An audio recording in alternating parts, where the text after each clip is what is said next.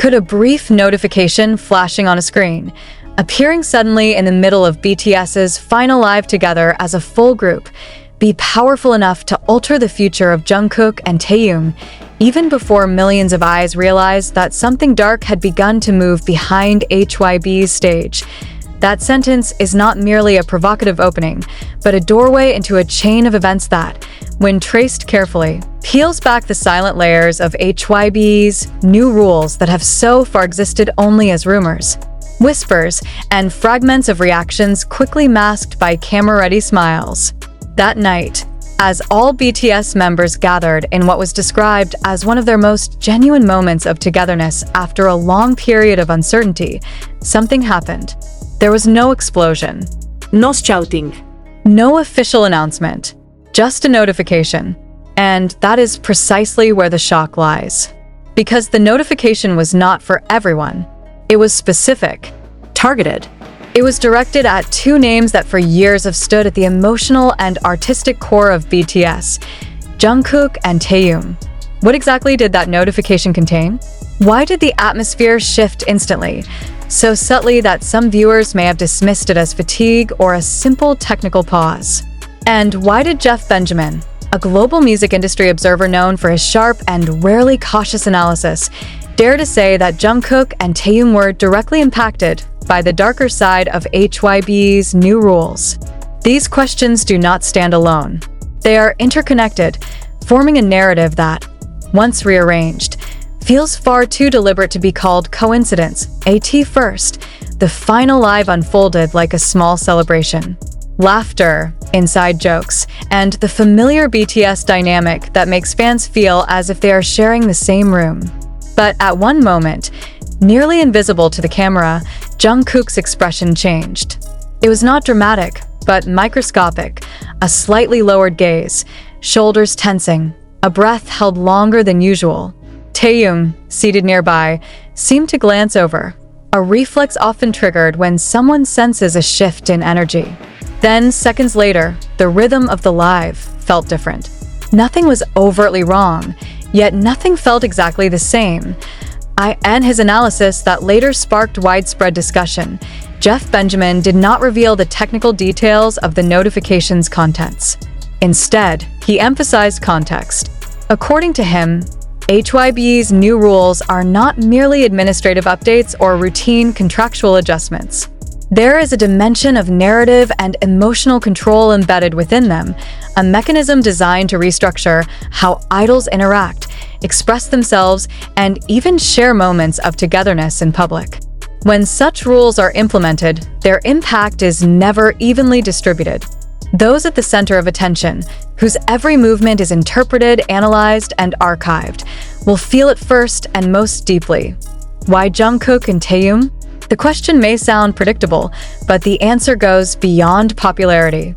They represent the emotional and identity spectrum of BTS, most often mirrored by fans. Jungkook with his near-flawless all-rounder image, Taehyung with his artistic depth and untamable charisma. In an industry system increasingly structured and risk-averse, figures like these are not only assets but variables that must be tightly managed. And it is here that the darker side begins to surface. HYBE's new rules, as hinted by Jeff Benjamin, appear to tighten the boundary between organic moments and those deemed permissible. A live with all members, supposedly a safe space for spontaneity, suddenly falls under the shadow of a special notification. Imagine the psychological impact. On one side, millions of fans waiting for honesty and warmth. On the other, a system reminding them that every second is part of a larger strategy. When that notification appeared, it was not just a message. It was a symbol. Some fans admitted they felt an unspoken tension. They could not identify what was wrong, but they sensed something had shifted. And that shift, according to Jeff Benjamin, is the earliest sign of how these new rules operate. Quietly, selectively, and with consequences not always visible on the surface. Jungkook and Taehyung, as two figures frequently positioned at the emotional forefront, stand at the leading edge of this experiment. Yet the most startling part of Jeff Benjamin's analysis is not about control, but about long-term consequences. He questions what happens when idols are forced to continuously filter themselves, even in moments of togetherness that should be free. Can creativity survive? Can bonds between members remain intact when some receive special notifications and others do not? These questions sound academic, almost theoretical, yet their impact is deeply real. During that live, after the moment of the notification, Jungkook and Taehyung appeared more restrained. They remained present. They kept smiling, but there was a distance difficult to articulate. A distance not measured by seating arrangements, but by invisible weight. Jeff Benjamin refers to this phenomenon as emotional compliance, a state in which artists learn to adjust their emotions to systemic expectations rather than their natural impulses. I ask this an exaggeration? Or have we simply underestimated the significance of small signs for too long? The history of the music industry is filled with examples where rules meant to protect ultimately became instruments of limitation. And when such limitations are applied to figures as influential as Jungkook and Taehyung, the resonance extends far beyond a single live or a single notification. Jeff Benjamin also highlighted timing. Why did the notification appear during a live with all members, not before or after? Timing is a language, and that language, he suggests, sends a clear message.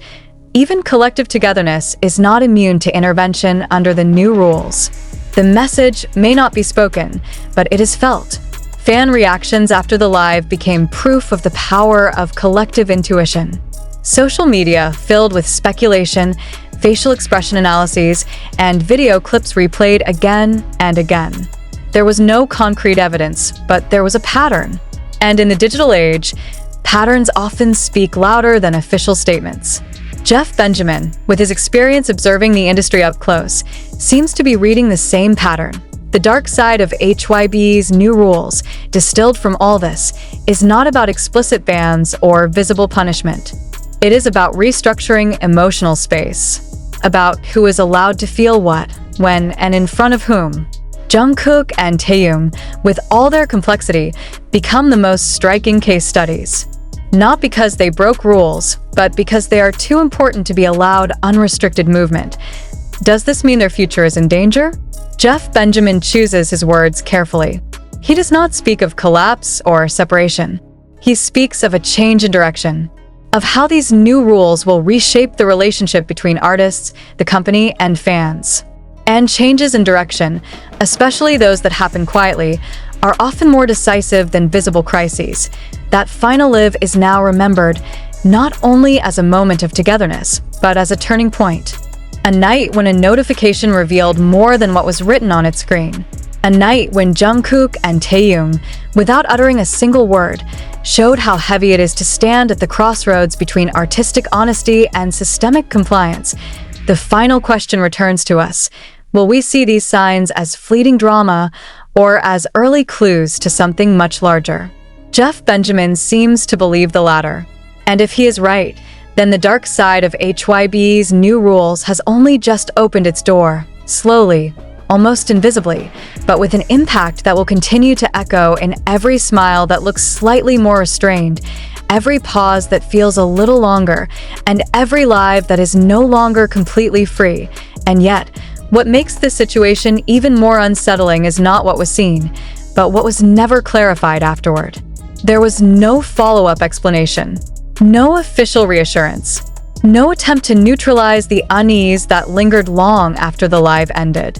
Silence, in this context, became louder than any statement HYBE could have released. For an industry built on communication, branding, and narrative control, silence is rarely accidental. It is often strategic. Jeff Benjamin subtly alluded to this silence as part of the architecture of the new rules. According to his interpretation, ambiguity itself can function as a regulatory tool. When artists are left to interpret boundaries without explicit wording, self-censorship naturally intensifies. Jungkook and Taehyung, acutely aware of their influence and the scrutiny surrounding them, would not need to be told twice. One notification, delivered at the most symbolically charged moment possible, would be enough to recalibrate behavior going forward. This raises a critical academic question about power dynamics in modern idol management. If control no longer needs to be enforced publicly, but can instead be internalized emotionally, then the system has evolved into something far more sophisticated and far more difficult to challenge. In such a structure, resistance does not look like rebellion. It looks like hesitation. It looks like smiles that arrive a second too late. It looks like conversations that almost happen then don't. Observers who replayed the live noticed something else as well. Other members continued as usual, unaware or at least unreactive in the moment. This asymmetry matters.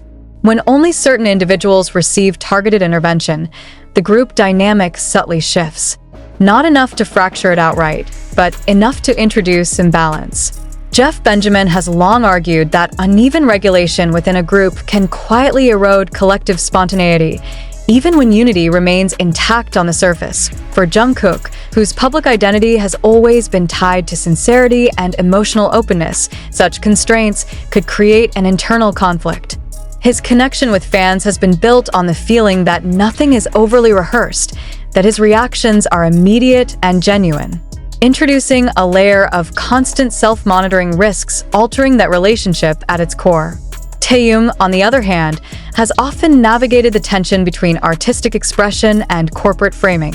For him, the notification may have confirmed a reality he already sensed, that his individuality is both his greatest strength and his greatest liability within a tightly controlled system. Jeff Benjamin's concern extends beyond these two individuals. He frames Jungkook and Taehyung as indicators rather than exceptions. If the system can intervene this directly with figures of their stature, then the implications for other artists under the same umbrella are profound. The message is clear, even if unspoken. Visibility invites regulation, and emotional influence invites containment. What makes the timing even more poignant is the symbolic weight of that live. A full member gathering carries emotional capital not just for fans, but for the artists themselves. It represents continuity, reassurance, and collective identity. To introduce regulatory intervention at such a moment effectively redefines what togetherness means under the new rules.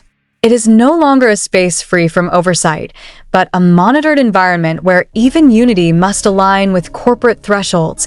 Some fans have described the experience as watching a curtain briefly lift, only to fall again before anyone could fully understand what was behind it. That fleeting glimpse is precisely what fuels sustained unease. Had the intervention been overt, it might have been challenged. Had it been invisible, it might have gone unnoticed. Instead, it occupied a liminal space, visible enough to be felt, vague enough to deny. Jeff Benjamin's analysis suggests that this is not an isolated incident, but a preview. A soft launch of enforcement rather than a hard reset. In corporate strategy terms, such an approach minimizes backlash while maximizing behavioral adjustment.